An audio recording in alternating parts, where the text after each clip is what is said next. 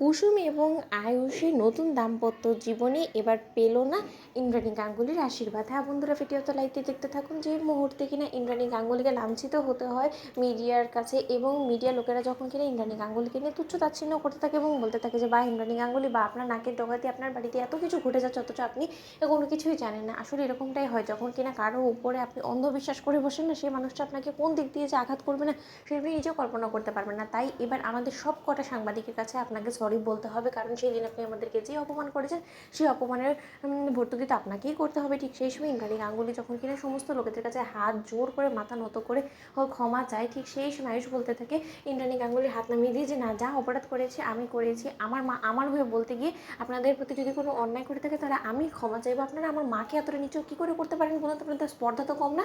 ঠিক সেই সময় প্রেসের লোকেরা বলতে থাকে যে কেন ম্যাডামই তো আমাদেরকে অপমান করেছিল, আমাদের কাজের এবং আমাদের দক্ষতার উপরে প্রশ্ন তুলেছিল, তাহলে ম্যাডামের দিকে আঙুল তুলবো না, ম্যাডামের থেকে ক্ষমা চাইতে বলবো না, তাহলে কাকে বলবো বলুন তো। ঠিক সেই সময় ইন্দ্রাণী গাঙ্গুলি যখন বলতে থাকে যে আমি আপনাদের কাছে হাত জোর করে ক্ষমা চাইছি, কারণ আমি আমার গর্বে যে সন্তানটাকে ধারণ করেছিলাম, যে সেই যে আমাকে ছোবর দেবে, সেই যে আমার বিশ্বাস ভঙ্গ করবে, সেটা তো আর আমার জানা ছিল না।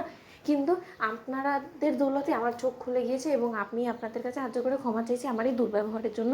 ঠিক সেই সময় প্রেসের লোকেরা যখন কিনা সেখান থেকে চলে যায়, অন্যদিকে এক পর্যায়ে শঙ্কর যখন কিনা কুসুম এবং আয়ুষকে বাড়িতে বরণ করে ঘরে তোলে, ঠিক তারপর মুহূর্তেই ইন্দ্রাণী গাঙ্গুলির আশীর্বাদ নেওয়ার জন্য কুসুম এবং আয়ুষ যখন ইন্দ্রাণী গাঙ্গুলির কাছে এসে দাঁড়ায়, ঠিক সেই সময় ইন্দ্রাণী গাঙ্গুলি পা সরিয়ে দেয় এবং বলতে থাকে যে আমার আশীর্বাদ নিয়ে তোমরা নতুন দাম্পত্য জীবন শুরু করবে, এটা কী করে হতে পারে বলো তো। আর যাই হোক না কেন, আমি তোমাদের জীবনে কোনো রকম কোনো মানিয়ে রাখি না, এবং তোমরা দুজনেই বিশ্বাসঘাতক এবং ঠক চোর বিশ্বাসঘাতককে অন্তত আর যাই হোক না কেন ইন্দ্রাণী গাঙ্গুলি সহ্য করতে পারে না। তোমাদেরকে এই বাড়িতে তো আমি থাকতেই দিতাম না, কিন্তু নিহাতি এই বাড়িটা তো আমার নয়, রাজের। তাই রাজ ফিরেই বরঞ্চ ডিসাইড করবে যে তোমাদের সঙ্গে ঠিক কী করা উচিত, এবং রাজের যদি অনুমতি থাকে তাহলে তোমরা অবশ্যই বাড়িতে থাকতে পারো, তাদের আমার কোনো রকম কোনো বাধা থাকবে না। তার কারণ আমি এই বাড়িতে কোনো সিদ্ধান্ত জানানোর কি, কিন্তু তোমরা কোনো দিনও আমার আশীর্বাদ পাবে না। এবং কুসুম, তুমি এতদিন ধরে আমার চোখের সামনে থেকে তুমি আমাকে ঠকিয়েছো, এবং তার জন্য যে তোমার আমি কী হাল করব যেটা আমি তোমাকে বলে বোঝাতে পারবো না, কিন্তু আমি তোমাকে আয়ুষ চোখে আঙুল দিয়ে ধীরে ধীরে বুঝিয়ে দেবো